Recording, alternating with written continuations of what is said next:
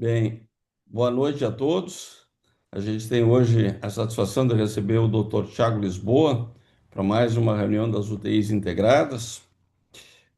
O Dr. Tiago Lisboa é coordenador do Serviço de Terapia Intensiva do Hospital Mãe de Deus, é coordenador do curso de infecção da AMIB, e também é gestor no Hospital de Clínicas de Porto Alegre e coordenador do Serviço de Controle de Infecção.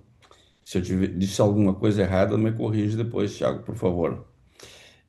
A gente tem a satisfação, então, de ter o Thiago conosco, é um grande amigo, e ele vai abordar um tema que realmente, né, impacta muito, né, principalmente no paciente ventilado, né, como já diz o próprio título, que é a ocorrência de traqueobronquite, né, se devemos tratar ou não essa condição clínica. Então, Thiago, por favor, está com a palavra. Muito obrigado, Fernando.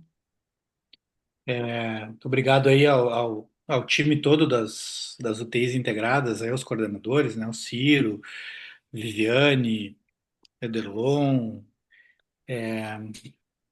Fernando, né?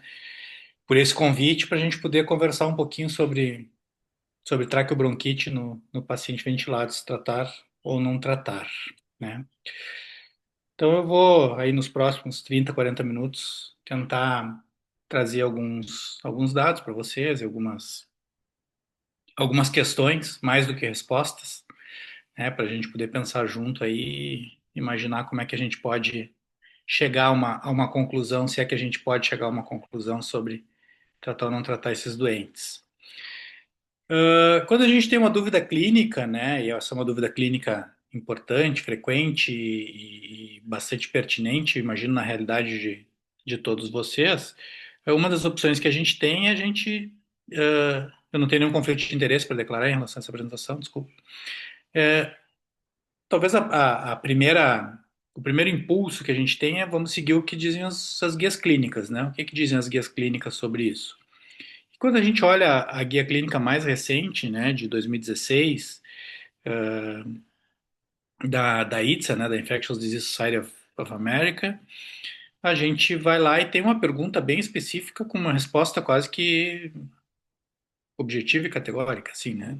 Será que os pacientes devem receber tratamento antibiótico, né? Pacientes com traqueobronquite associada à ventilação devem receber tratamento antibiótico? E a recomendação é: pacientes com traqueobronquite associada à ventilação não devem receber terapia antibiótica. É uma recomendação condicional, né? Então, uma sugestão, uma recomendação. Hoje a gente chama de condicional, antigamente chamava de fraca, né? Baseada numa evidência de baixa qualidade, mas ainda assim, se a gente for seguir os guidelines, se a gente for seguir a orientação das guias clínicas, a gente não deveria tratar, né? E a gente poderia encerrar por aqui, muito obrigado, né? Era isso que a gente tinha para comentar. Mas, ok, vamos discutir um pouquinho. Se de fato a gente não deve nunca tratar, ou se eventualmente a gente poderia considerar tratar. E a ideia é tentar abordar isso sob três aspectos. Assim. Primeiro, uma questão ontológica, né? Afinal de contas, o que é essa traqueobronquite que a gente está falando? Como é que esse termo passa a surgir dentro das discussões clínicas, né? E os coordenadores da mesa aqui, assim como eu, vão lembrar de uma época em que a gente praticamente não falava em traqueobronquite, né? Depois se passa a falar muito em traqueobronquite. Por que que a gente passa a falar muito em traqueobronquite? A ponto de hoje a gente tentar considerar a traqueobronquite como uma entidade nosológica à parte da pneumonia associada à ventilação, por exemplo, né? Então, duas correntes, né? Uma que considera traqueobronquite e pneumonia associada à ventilação, duas entidades diferentes, em que uma eu trato, a outra eu não trato, né? Ou uma visão um pouco mais de uma continuidade do ponto de vista fisiopatogênico, em que a gente fala de infecções respiratórias do paciente ventilado e que eventualmente a gente vai poder classificá-las da maneira mais diversa e como é que a gente vai tomar as decisões terapêuticas em cima disso. Então, a traqueobronquite, ela carece de uma definição clara, objetiva e aplicável, né? Existe um conceito Existe uma definição, né, que é conceitual, mas do ponto de vista operacional a gente ainda carece de uma maior objetividade. Depois a gente vai tentar entender um pouquinho por quando e por que ela se tornou tão importante, né? Isso tem a ver com a própria natureza da existência da traqueobronquite. Finalmente, vamos tentar discutir se deve tratar ou não tratar e quando isso é pertinente, né? Então, quando a gente olha para a própria definição que aparece no guideline, né, traqueobronquite associada à ventilação mecânica, é aquela situação em que eu tenho um paciente com novos sinais respiratórios de infecção, e esses novos sinais respiratórios de infecção, eles são comuns às síndromes respiratórias, né, os diagnósticos de infecção respiratória no paciente ventilado, e que vão incluir um aumento do escarro purulento, novos sinais sistêmicos de infecção, por sinais sistêmicos de infecção, febre, leucocitose, alteração de biomarcadores. Há uma piora funcional, com uma piora da oxigenação, e que eventualmente ser, vai ter como consequência uma necessidade de modificação dos parâmetros de ventilação mecânica, né, um aumento dos parâmetros da ventilação mecânica, notadamente aumento da fração inspirada de oxigênio e da pressão positiva no final da expiração, né, do PIP. E, como condição necessária para a gente falar em traqueobronquite, para a gente considerar que um paciente tenha traqueobronquite, a ausência de sinais radiológicos compatíveis com pneumonia. Né? Por quê? Porque se o paciente apresenta todas essas alterações aqui de sinais respiratórios, né? Apresenta toda essa miríade aqui de alterações e tem um infiltrado radiológico novo ou persistente, a gente vai chamar isso de pneumonia associada à ventilação. Né? É a própria definição da pneumonia associada à ventilação. Então, sugerindo que talvez elas tenham muito mais em comum do que a gente pode querer separar, né? Quando a gente considera elas duas entidades diferentes. Agora passou aqui. Eita. Bom, quando a gente pensa na patogênese, né? A patogênese das infecções respiratórias no paciente ventilado, elas começam, né, com uma ideia de práticas inadequadas de controle de infecção, que vão levar à contaminação desses pacientes a partir das mãos de soluções e de equipamentos, né, que vai levar a uma colonização do trato aerodigestivo, e essa colonização do trato aerodigestivo por patógenos, né, ou por micro-organismos potencialmente patogênicos, né, e distintos da microbiota pulmonar usual, vão conseguir atingir as porções mais distais do trato respiratório e desenvolver ali uma resposta inflamatória, um dano tecidual, e que vai então poder ser caracterizado, né, como um quadro de infecção respiratória e que a gente vai poder classificar como traqueobronquite ou como pneumonia.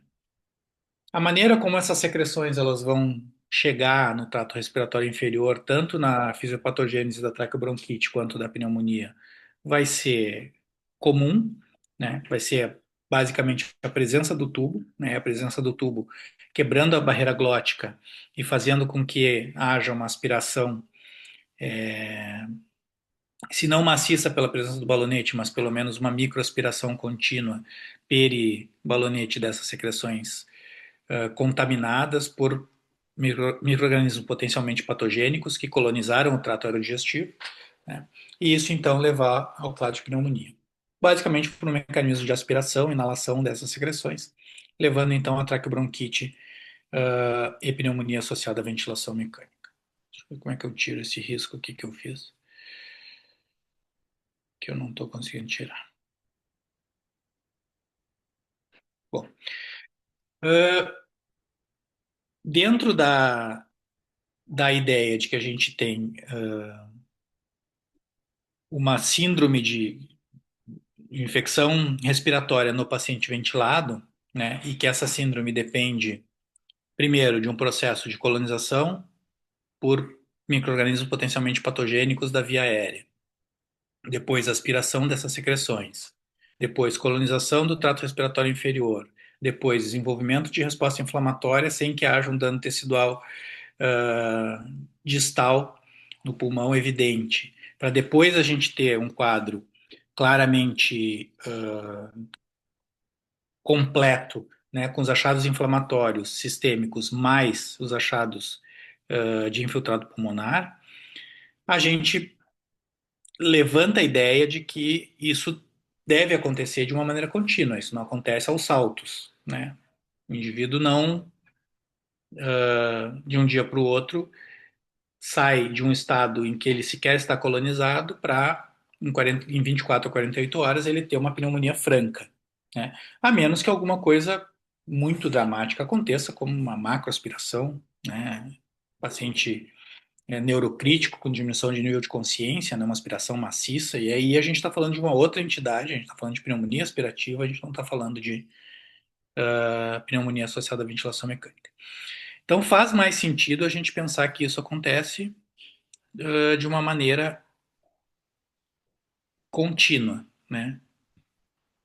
De uma maneira, desculpa, de uma maneira gradual, né? Então coloniza primeiro, depois desenvolve traqueobronquite, depois pneumonia. Essa pneumonia, num primeiro momento, ela pode não ser detectada, seja por limitação dos métodos diagnósticos de imagem, seja por limitação dos métodos microbiológicos para identificação desses patógenos, até que o quadro se torna claramente evidente e fica muito mais fácil fazer esse diagnóstico. Mas é claro, a nossa capacidade de diagnosticar, ela vai aumentando à medida que a gente vai progredindo dentro dessa ideia, né? Mas claro, quanto mais fácil fica de identificar, mais escassos vão ser os casos. E os casos mais difíceis de diagnosticar são aqueles que vão estar nessa zona cinza, né? Em que talvez eu esteja uh, migrando, né, no contínuo da colonização para a infecção, né? E a traqueobronquite ela fica nesse meio, né, no meio desse espectro de apresentações entre a colonização e a pneumonia propriamente dita. Bom, mas como é que isso passa a ser discutido de uma maneira um pouco mais enfática na literatura, né?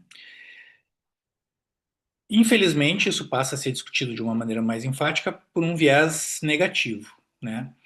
A gente tem todo um movimento no final da primeira década desse século, no sentido de reforçar a importância da preventabilidade das infecções relacionadas à assistência à saúde, dentre elas a pneumonia associada à ventilação mecânica, né? Mas menos com uma abordagem baseada em ciência de implementação e em discussão de uma cultura de segurança e mais com dentro de uma cultura punitiva, né? E essa cultura punitiva, ela dizia lá no início desse século que infecções relacionadas à assistência à saúde que aconteciam, elas deveriam ser não reembolsadas, né, pelo seguro-saúde, e essa é uma discussão que começa lá nos Estados Unidos. Então, o que que acontece? Não pode ter pneumonia associada à ventilação. Bom, se não pode ter pneumonia associada à ventilação mecânica, o que que eu faço com os doentes que eu tenho na minha unidade, que estão em ventilação mecânica e que desenvolvem sinais clínicos sugestivos de infecção? E tem esse paper aí, que é um paper que já tem mais de 10 anos, mas que é um paper que é um paper de opinião, ele não é exatamente em cima de dados que possam ter ficado outdated, né? E ele descreve, então, algumas estratégias, claro que estratégias não ortodoxas, né, e incorretas, obviamente, para a gente diminuir a taxa de pneumonia associada à ventilação mecânica de uma maneira mais automática, né, de uma maneira menos laboriosa, né, sem ter que passar por toda ciência de implementação, melhoria da cultura da segurança, né, basicamente atuando para reduzir taxa. E a gente consegue reduzir taxa, por exemplo, se a gente disser que não tem mais alteração radiológica. Eu posso atribuir as alterações radiológicas que um paciente com um quadro clínico compatível com uma infecção respiratória em ventilação mecânica, eu posso dizer que aquele raio-x ser alterado, que a alteração é secundária a outros fenômenos. Então, eu vou ser o mais estrito possível na minha avaliação radiológica. Por quê? Porque a definição de pneumonia associada à ventilação mecânica, ela tem como condição necessária a presença de alteração radiológica, né? E é isso que diferencia basicamente do diagnóstico da traqueobronquite. Então, se eu for estrito na interpretação radiológica, eu vou dizer que não tem pneumonia, mas eu posso dizer que tem alguma outra coisa. E aí eu vou poder tratar o doente, desde que eu considere que essa coisa deva ser também tratada, né? E aí que entra, então, a traqueobronquite como uma entidade de importância clínica cada vez mais relevante. Né? Ele sugere algumas outras coisas, do tipo, né, necessidade de lavado broncoalveolar, necessidade de pontos de corte mais elevados em culturas quantitativas, né? Então, isso aplicado, e claro que não aplicado necessariamente como a fé, mas algumas vezes até aplicado dessa maneira, né, faz com que aliado, obviamente, a boas práticas de ciência da implementação, levou a uma queda das taxas de pneumonia associada à ventilação mecânica, mas muitas vezes que não vinha acompanhada de uma queda nas taxas de utilização de antimicrobianos. Porque chama muito atenção que eu elimine uma doença dentro da minha unidade, uma doença infecciosa, que é responsável em algumas séries por até metade dos antibióticos prescritos na UTI, e ao eliminá-la, eu não tenho qualquer impacto no consumo de antimicrobiano dentro da minha unidade. Então, isso não fecha, né? Os dados não batem. E aí a gente começa a avaliar que sim, os pacientes estão recebendo tratamento antibiótico, mas eles estão recebendo tratamento antibiótico por uma outra coisa, não é mais pneumonia associada à ventilação. Agora eu estou chamando isso de traqueobronquite. Ah, bom. Aí traqueobronquite, então, eu posso ter, não é feio, eu posso continuar divulgando PAV zero, né? Mas eu tenho traqueobronquite e aí eu trato esses pacientes com antibiótico, que é, no fim das contas, é o que quem está na ponta quer fazer mesmo, né? Eu quero dar antibiótico, dou antibiótico, fico com a consciência tranquila porque eu não tive caso novo de PAV, e não atrapalhei aí as minhas métricas de qualidade. É claro que eu estou sendo caricato na descrição, mas a gente sabe que em muitas circunstâncias isso acabou evoluindo dessa maneira. Então, houve críticas, né, em relação a isso. A gente publicou, assim como a gente publicou críticas em relação ao uso estrito da pneumonia associada à ventilação mecânica como indicador de qualidade na UTI, na nossa antiga RBTI, atualmente, né, Critical Care Science, a gente também levantou uma série de limitações para se tentar utilizar, então, a traqueobronquite associada à ventilação como um indicador isolado de qualidade, né? Por conta dessa dificuldade que a gente tem, que é uma dificuldade ontológica, né? Da natureza da existência, tanto da pneumonia quanto da traqueobronquite, que é a nossa dificuldade de defini-las do ponto de vista clínico de uma maneira mais objetiva, né? Se a gente define uma em contraposição da outra, né? A gente define que ao ter achado radiológico é pável não ter traqueobronquite e me limito a essa falsa dicotomia, né? Eu corro o risco de que simplesmente se eu somar as taxas dos dois episódios, talvez eu tenha um cenário um pouco mais fidedigno, um pouco mais real do que são as infecções respiratórias do paciente ventilado, com as quais eu preciso lidar no dia a dia na minha prática clínica. Então, as mesmas controvérsias que se aplicam à pneumonia, como uma baixa capacidade de fazer o diagnóstico definitivo, né, a ausência de um padrão ouro, a existência das diferenças entre as definições de vigilância e as definições clínicas, também se aplicam à traqueobronquite, além, né, tendo além questões que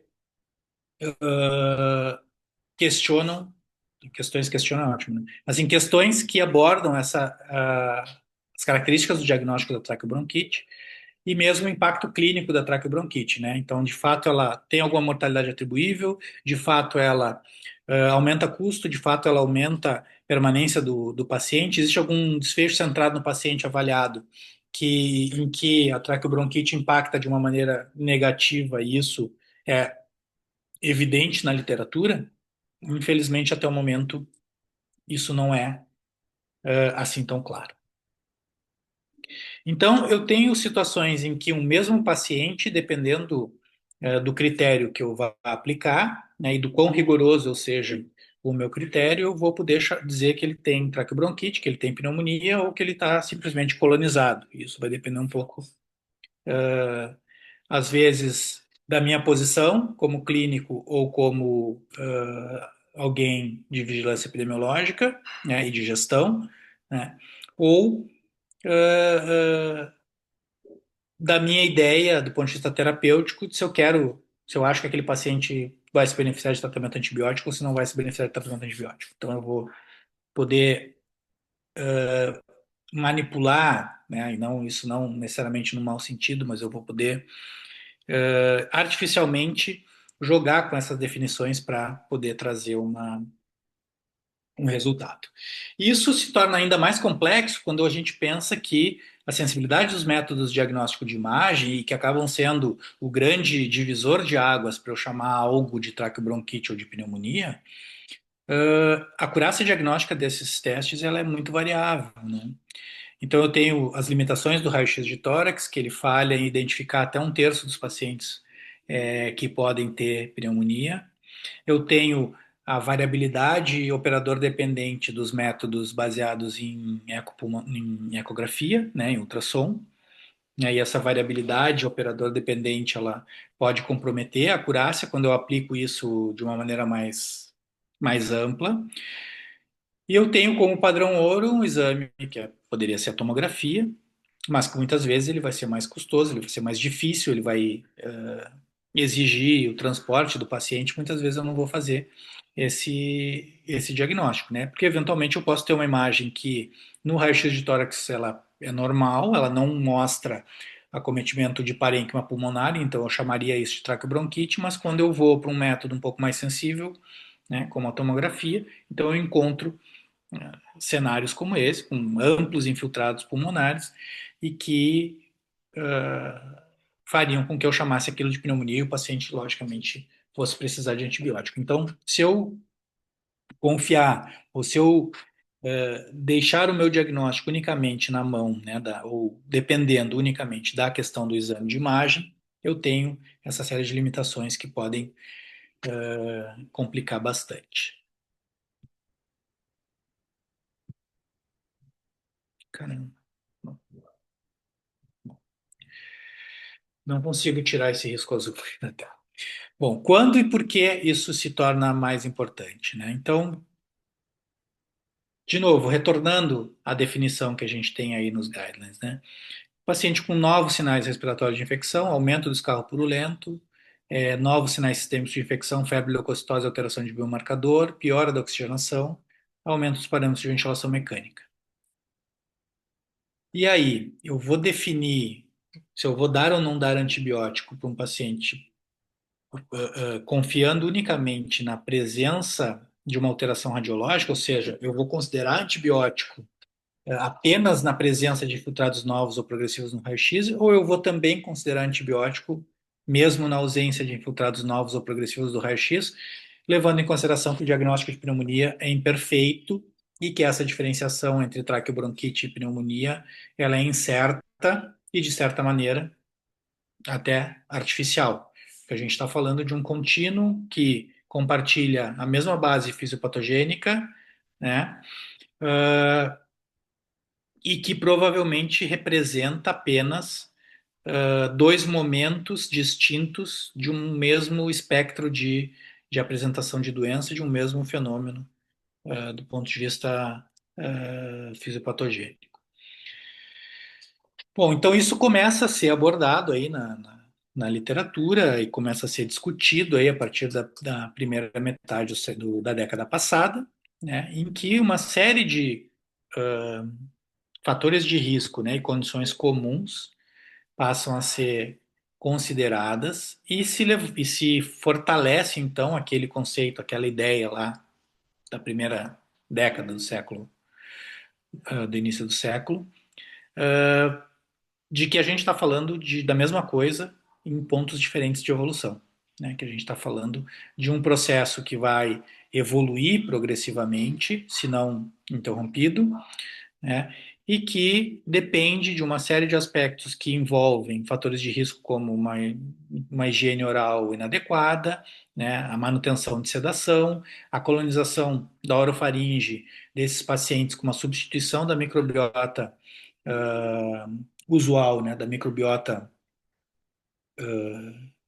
do próprio indivíduo por uma microbiota que envolve micro-organismos potencialmente patogênicos, né, associado à presença de dispositivos externos, como o tubo endotraqueal, ou como, eventualmente, uma sonda nasogástrica, uma sonda nasentérica, né, como estruturas que estão presentes dentro da orofaringe, que contribuem para essa colonização e que contribuem nesse processo fisiopatogênico, dano epitelial nessa região, um acúmulo de secreção purulenta nessa região, e a partir de um desequilíbrio, né, entre esses fatores do patógeno, né, e fatores patogênicos presentes nessa nova microbiota que passa a dominar, aliado a um desequilíbrio nas respostas, né, à medida que a gente vai evoluindo ao longo dos dias que o paciente permanece em ventilação mecânica, né, isso está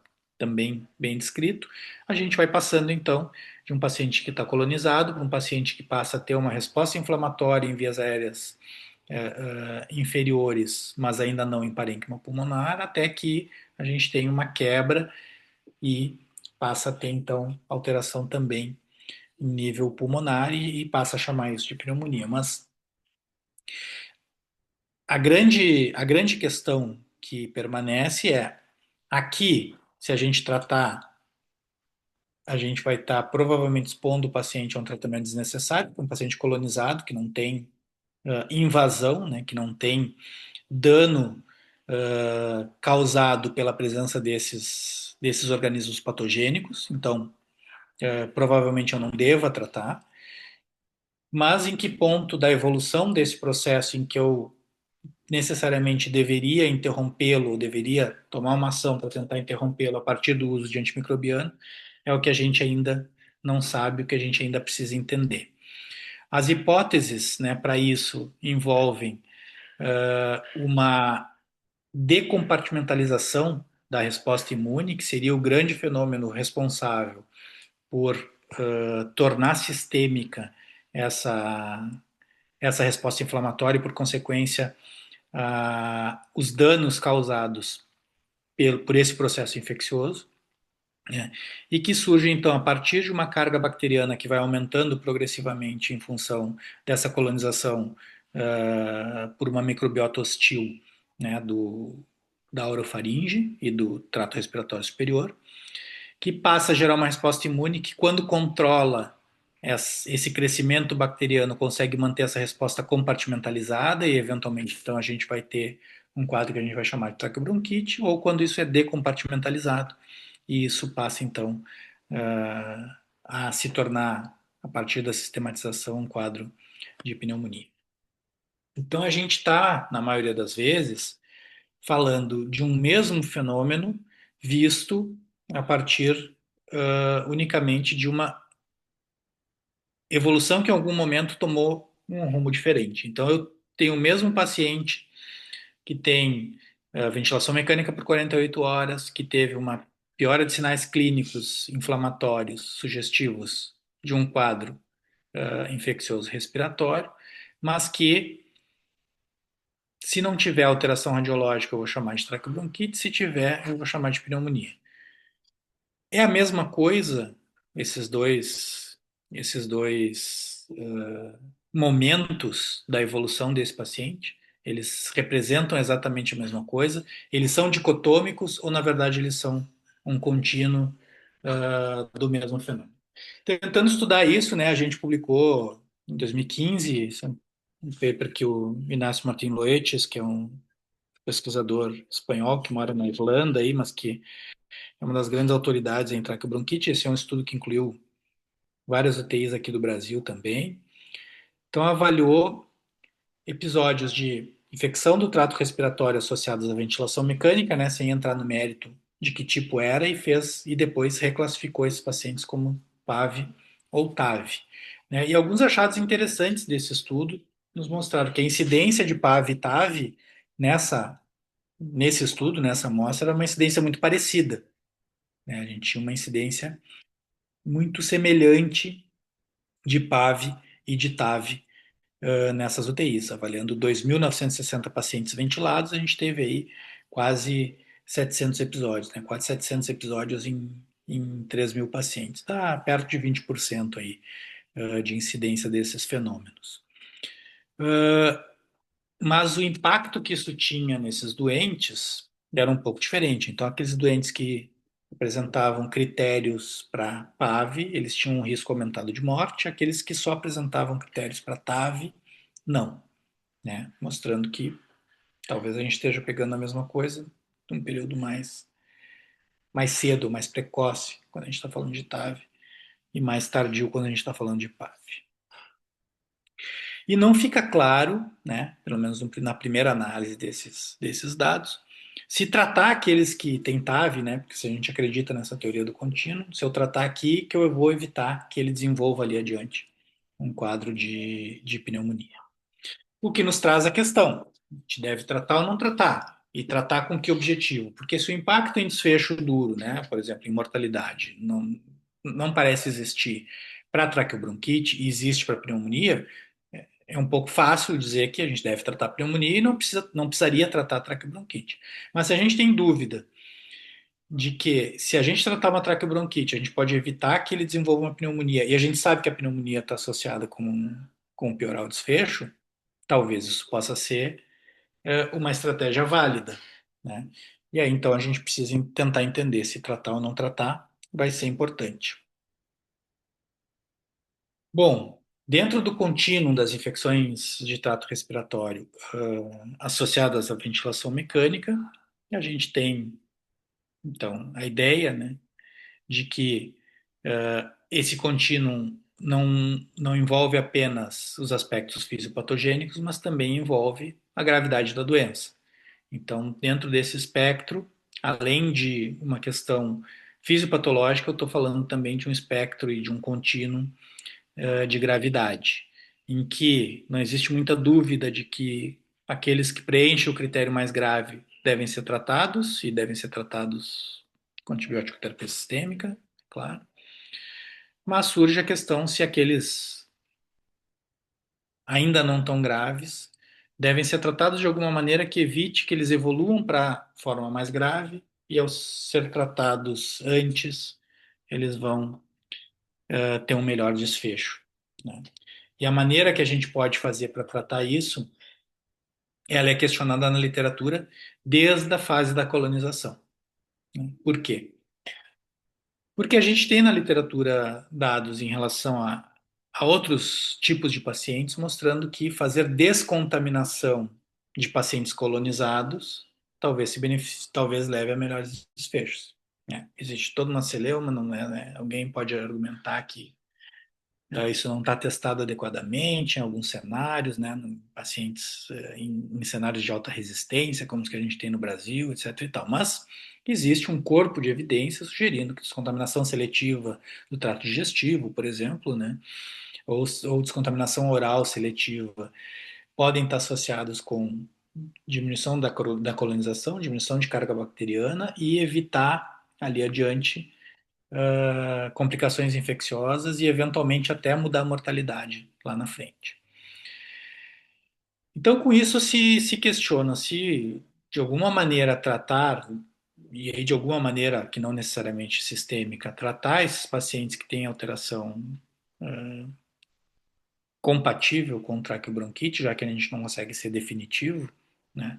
Por exemplo, usando antibiótico inalatório, poderia ser uma estratégia interessante, já reservando o tratamento sistêmico para aqueles pacientes de fato no extremo de maior gravidade do espectro, que são aqueles que têm a pneumonia associada à ventilação mecânica claramente definida.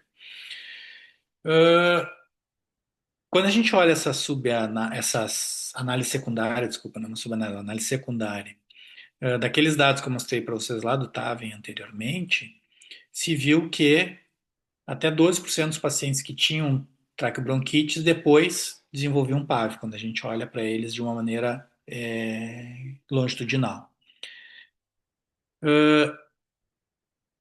E com isso, então, se levanta a ideia de que, bom, se a gente tratar esses doentes, então a gente vai evitar que eles desenvolvam PAV, e ao não desenvolver PAV, a gente vai melhorar o desfecho. E aqui, né, nesses dados, não era um estudo com intervenção, é um estudo observacional, sujeito a todos os vieses de um estudo observacional, né, meramente gerador de hipótese, mas aqui gerando uma hipótese de que talvez isso pudesse funcionar com um tamanho de efeito que parece, nessa análise, bastante interessante.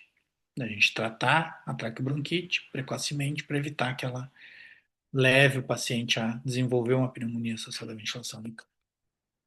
Então, com isso, a gente tem aí pontos a favor e pontos contra a ideia de tratar a traqueobronquite, né? Por exemplo, se a gente pensar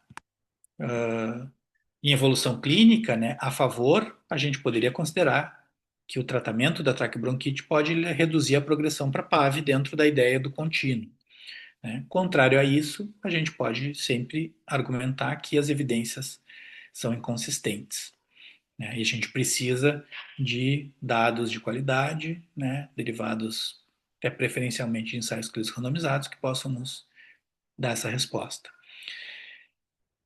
Em relação à carga bacteriana, a gente sabe que tratar vai diminuir a colonização de maneira significativa. A gente tem a experiência das estratégias de contaminação seletiva, né, que nos mostram isso claramente, mas contra o risco da gente estar tratando colonização com os efeitos deletérios do uso de antibióticos, né, que envolvem aumento da resistência, né, e aumento de infecções secundárias, como, por exemplo, infecção por clostridioides, né, que já entram aqui no item 4.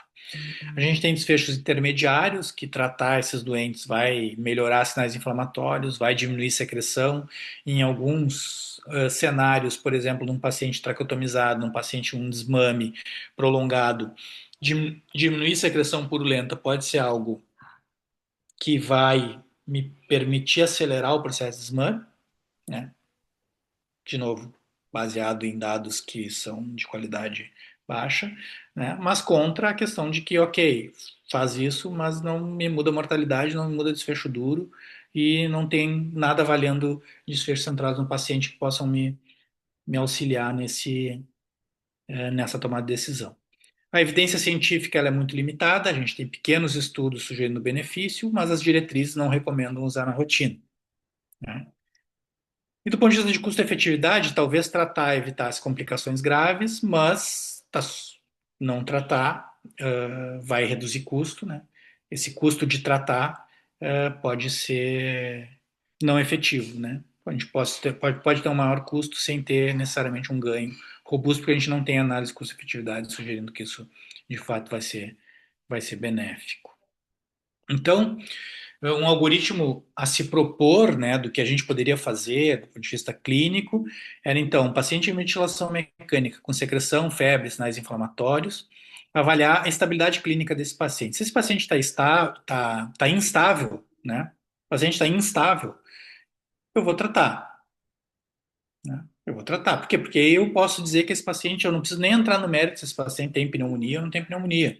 Eu posso dizer, ele tem sinais inflamatórios e ele está instável do ponto de vista hemodinâmico, esse paciente tem sepse, né? Tem alguma disfunção orgânica, né? O paciente tem disfunção orgânica e provavelmente isso é secundário a uma infecção, não importa o nome da infecção que eu vou dar, esse paciente vai ter sepse e vai ter que iniciar antibiótico. Se esse paciente está estável, eu posso prosseguir a investigação. E aí eu posso ir atrás de um dado microbiológico, né? Sempre lembrando que o dado microbiológico ele vai me ajudar de uma maneira probabilística. Se ele for com crescimento significativo, né, associado a uma evolução clínica de piora do paciente, Bom, eu vou considerar antibiótico, eu vou considerar que, ó, de fato, parece ter uma infecção, o paciente piorou e o dado microbiológico me indica a existência de um patógeno. Então, eu aumentei a minha probabilidade de confirmar a infecção nesse paciente. Mas num paciente que, mesmo com uma cultura positiva, ele não tem deterioração clínica, né, ele não tem piora daqueles parâmetros iniciais, talvez eu possa não tratar e observar esse paciente. Lembrando que ninguém toma decisões para sempre quando se trata de doente crítico, né? A gente vai reavaliar o paciente a cada turno, a gente vai reavaliar o paciente a cada dia e a gente vai avaliar se esse paciente está melhorando ou se esse paciente está piorando, né? Se ele estiver melhorando e eu não tiver iniciado o tratamento, eu vou continuar sem iniciar tratamento. Se ele estiver melhorando e eu estiver tratando, eu vou, então, usar os meus critérios para descalonamento, para suspensão mais precoce do tratamento. E se ele estiver piorando, eu vou reavaliar esse diagnóstico. Então, é uma ideia, né, de uma abordagem que não vai me dizer tratar sim ou não, mas que vai me dar alguns elementos que eu vou levar em conta nesse processo de tomar a decisão. Como tratar? Bom, existe algum corpo de evidência sugerindo que talvez isso possa ser feito a partir de antibióticos aerosolizados, né? Porque com isso eu vou diminuir a exposição sistêmica. E o uso de antibiótico aerosolizado num paciente com suspeita de traqueobronquite, de certa maneira a gente está falando de uma descontaminação seletiva do trato respiratório, né? Por quê? Porque a gente vai estar dando antibiótico que vai ter pouco efeito sistêmico e vai ter muito efeito nesse local, né? No sentido de diminuir burden bacteriano, de diminuir burden, carga de doença nesse local. Existe todo um racional para antibiótico terapia inalatória, não vamos entrar nos detalhes, porque foge um pouco aqui do escopo e eu já acho que eu já passei do meu tempo também. Mas existe uma questão de otimizar a penetração tecidual a partir de tratamento aerosolizado, e existem dados clínicos de estudos com pacientes sugerindo que em alguns patógenos como pseudomonas ou mesmo como Acinetobacter e patógenos multiresistentes pode haver um espaço para a gente a partir da terapia inalatória, especialmente nesse momento aí do contínuo do meu espectro de gravidade, eu não saber bem onde eu estou, ele poder entrar como algo interessante. E depois eu tenho aí a possibilidade de perceber alguns gaps e oportunidades de pesquisa, né, dentro desse tema que a gente está discutindo. Então, eu tenho, por exemplo, a possibilidade de estudar como os biomarcadores vão ajudar a distinguir colonização de infecção. Eu preciso de estudos trabalhando a definição, né, porque a definição é extremamente heterogênea, então se eu conseguir validar alguns critérios padronizados, melhorando a minha acurácia diagnóstica, eu vou poder trabalhar um pouco melhor com esses dados.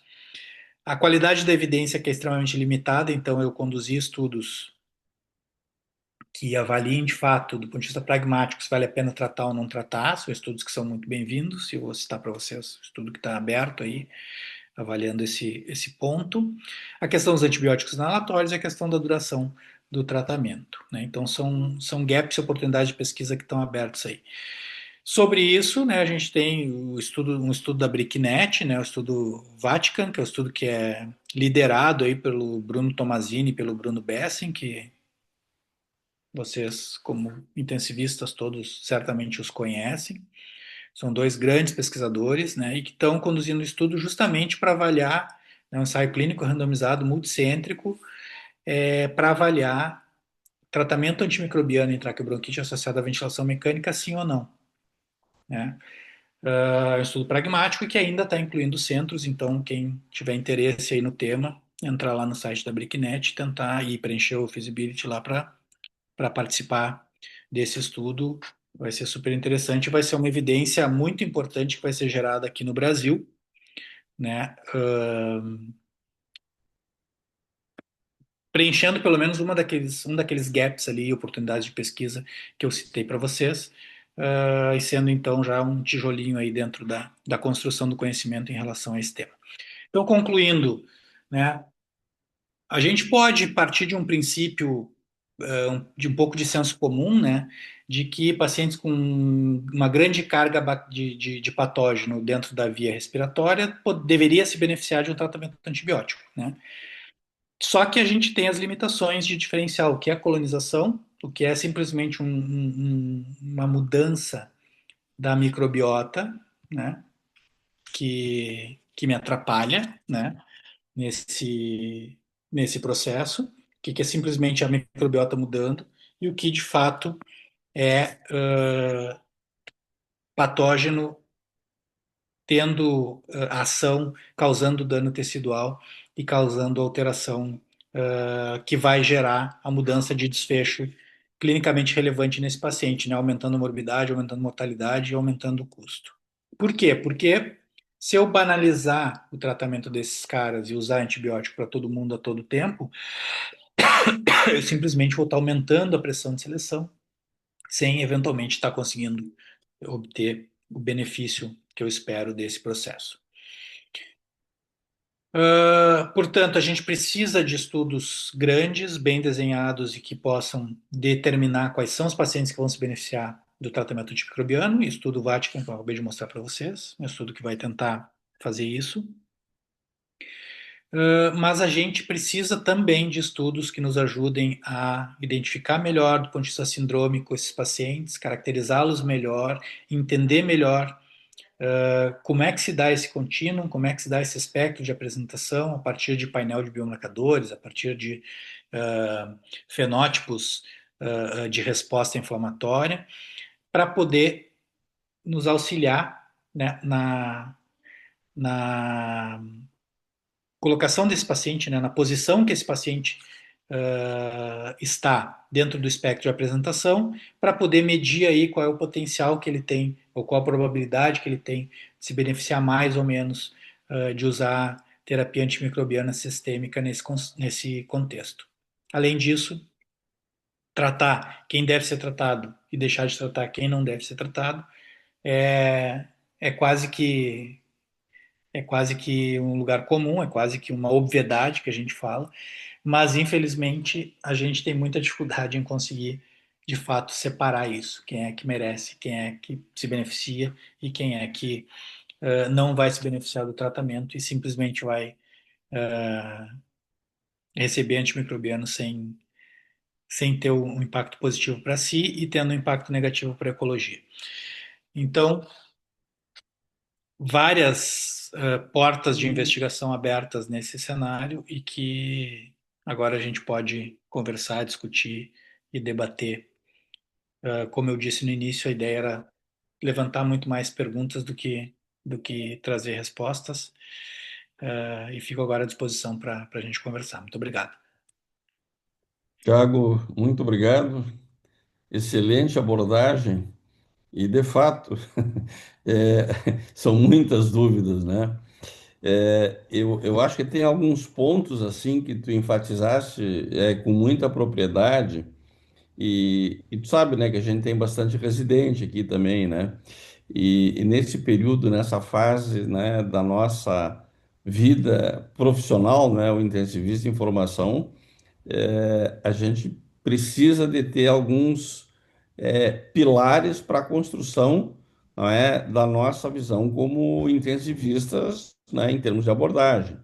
E essa é uma situação, a traqueobronquite, que tem um limiar, não é, entre a dúvida, e tu deixaste muito bem claro, trata ou não trata, e eu começaria assim com pelo menos dois de tantos questionamentos que me passaram pela cabeça. O primeiro no que diz respeito ao diagnóstico. Ele é muito difícil, porque tu apresentaste ali, não é, que a única diferença entre a traqueobronquite e a PAV seria a presença de infiltrado pulmonar. Então, e que o raio-x é limitado e tu não vai tirar todo o teu paciente da UTI para fazer a tomografia, né? Então, esse é uma questão assim muito difícil em termos de diagnóstico. E nessa situação, eu acho que tu fosse muito feliz em colocar que se deve fazer o manejo visando o aspecto sindrômico, tem ou não tem sepse, né? E a partir daí, né, associado à disfunção orgânica ou não, é claro, para fazer o diagnóstico, tu vai tratar. E aí seria o tratamento formal de um paciente com sepsis ou choque séptico. Ok. E o outro aspecto seria em termos assim de quando eu inicio o antibiótico, o tempo de tratamento. A gente sabe que para PAV, né, desde aqueles estudos clássicos da escola francesa lá, é uma semana, né? Então, para traqueobronquite, eu iniciando antibiótico, o tratamento também seria por 7 dias ou haveria alguma diferença, já que nesse espectro, como tu bem colocaste, seria talvez um estágio, um patamar um pouco diferente. Não, excelente, né, Fernando? Acho que são as dúvidas que todos temos, né, em relação ao diagnóstico, justamente a nossa necessidade de avançar, né, para que a, a gente tem esse problema em relação ao diagnóstico de PAV também, né, para que não seja um diagnóstico de contraposição, né, ou eu tenho PAV ou eu tenho traqueobronquite. Não, é que talvez eu não tenha nenhuma das duas, né? Talvez eu tenha um paciente colonizado e as limitações dos exames de imagem. Eu acho que o uso do eco pulmonar, né, é algo bastante promissor dentro desse contexto, inclusive nos guidelines de pneumonia comunitária agora, né, que saíram recentemente, né, que é outro cenário, mas está falando de pneumonia, né, aparece lá o eco pulmonar pela, né, As uma- recomendações da Anvisa também já trazem, Hã? as recomendações da Anvisa já trazem, já contemplam a ultrassonografia como método de diagnóstico de imagem da Sim, PAP. sim. Sim, sim, mesmo para PAV, né? Mas É. no guideline da ITSA, para a diferenciação de traqueobronquite e de pneumonia especificamente, a gente ainda não tem Hum, essa, essa possibilidade, né? Ou pelo menos não está sugerido ainda, né? hum. E aí a questão do operador dependente, né? A questão da curva de aprendizagem. É mais, porque no caso da traqueobronquite é um problema adicional em relação à ultrassonografia, porque se tiver comprometimento pulmonar na circunjacência do brônquio e não encostar na pleura, na Uhum, parede torácica, você não vai exatamente. diferenciar. Então, essa é a limitação, a grande limitação em relação a esse cenário. Sim, sim, exatamente. E quando a gente pensa no contínuo, do ponto de vista anatômico mesmo, a gente vai ter comprometimento justapleural mais tardio, né? Uhum. Então, essa é uma limitação. Então, em relação ao diagnóstico, o que que a gente gostaria de ter? A gente gostaria de ter algum marcador que pudesse, e é isso que alguns pesquisadores estão fazendo, né? Que pudesse avaliar esse salto da resposta compartimentalizada para a decompartimentalização da resposta, né? E a partir daí a gente ter um padrão de expressão, né? Aí com aqueles painéis com múltiplos biomarcadores, né?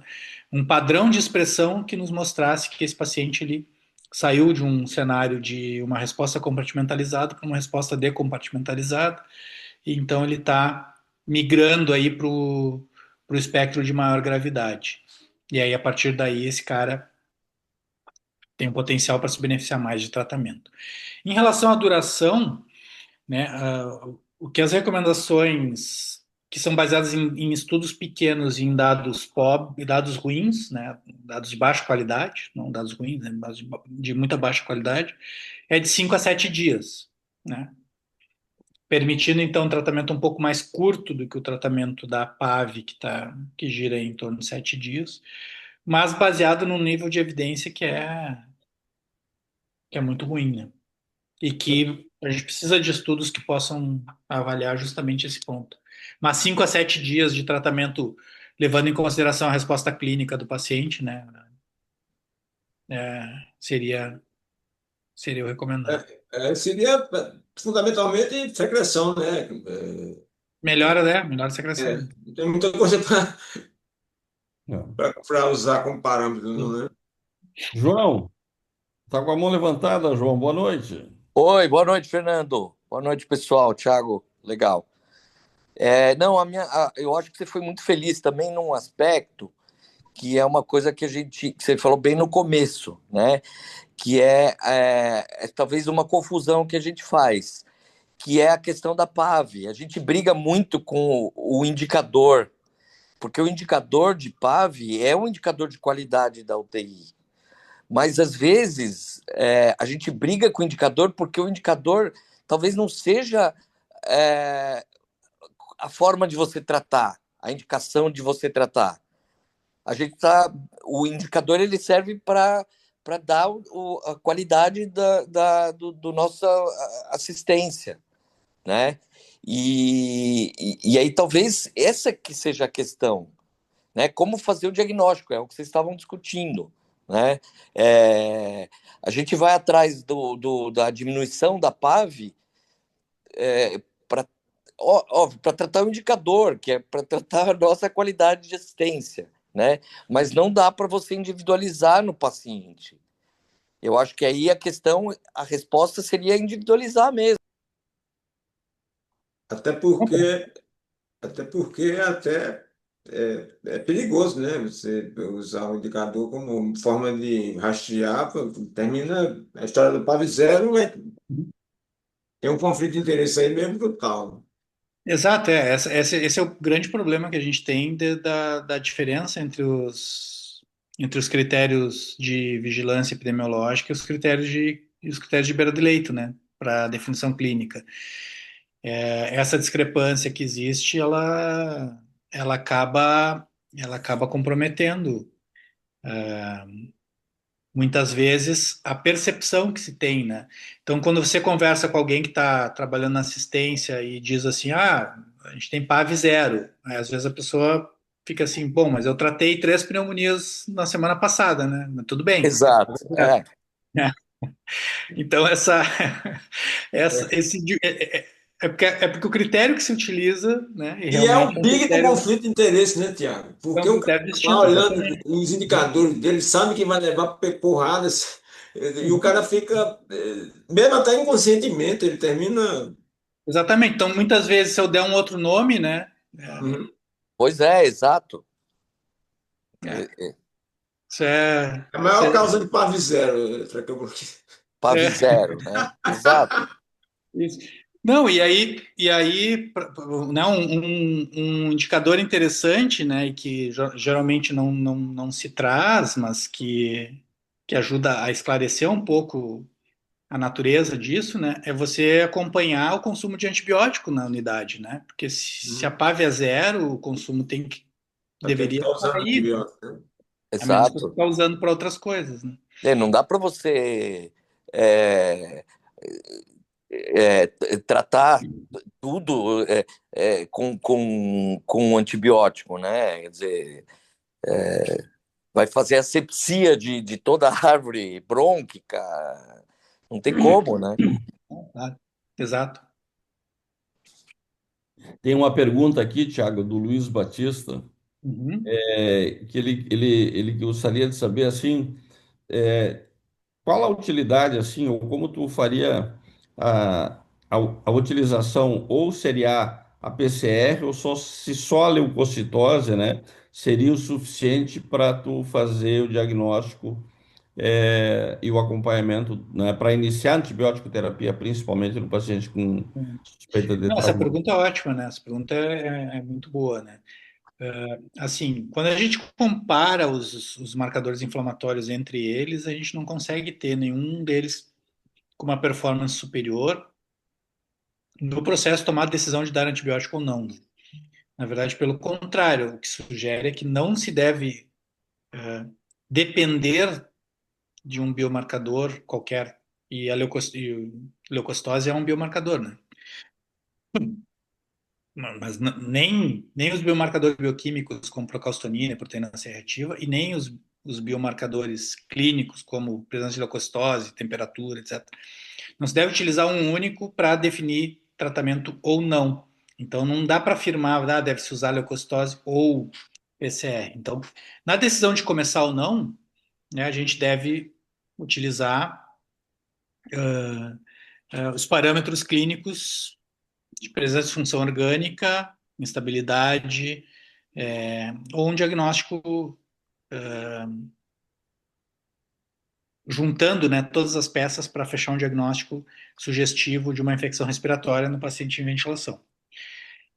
O uso da PCR seriada, ela pode te ajudar depois na definição, no segmento desse paciente, né, na avaliação da evolução, se esse paciente está tendo uma resposta adequada ao tratamento antimicrobiano, em geral ele vai ter uma queda, vai ter uma curva de queda dessa proteína C reativa, assim como vai ter da queda da procalcitonina, assim como vai ter a normalização dos outros parâmetros inflamatórios, como marcadores de uma boa resposta e que eventualmente podem te ajudar a restringir a duração do teu tratamento antimicrobiano até 5, 6 dias, né? Menos do que os 7 dias da recomendação do Standard of Care. Muito Mais nesse bom, contexto e menos da decisão de dar ou não. muito bom. João, mais algum comentário, alguma pergunta? Ciro? Não, pô, tô satisfeito. É. Muito bom. Tiaguinho, para variar, não decepciona, né? Hum. Bom, Thiago, eu queria mais uma vez te agradecer aí pela tua disponibilidade, não é? E pela excelente apresentação assim, não é? Nos mostrando que temos ainda um longo caminho, né? No sentido assim, principalmente que tu enfatizaste bem que as evidências, né? Elas vêm de estudos em que, independente da sinonímia, não é? Adotada, o nível de evidência ainda ele é bastante frágil para que a gente possa ter uma certeza maior, né? Tanto em termos diagnóstico, o tratamento nem tanto, porque tu abordaste bem, né? Que é o aspecto sindrômico, né? Tem sepsis, tu vai tratar, não é? Pois, Mas na questão do aspecto diagnóstico, que a impressão que eu fiquei, me corrija se eu estiver errado, é que é o calcanhar de Aquiles na traqueobronquite, né? É estabelecer o diagnóstico e fazer a diferença entre traqueobronquite e PAV. Então, se Claro. quiser fazer teus comentários finais aí, por Não, favor. muito obrigado aí pelo convite, Ah, sempre à tchau. disposição aí para Muito tudo. bom, muito bom. Grande Obrigado, abraço. Tiago.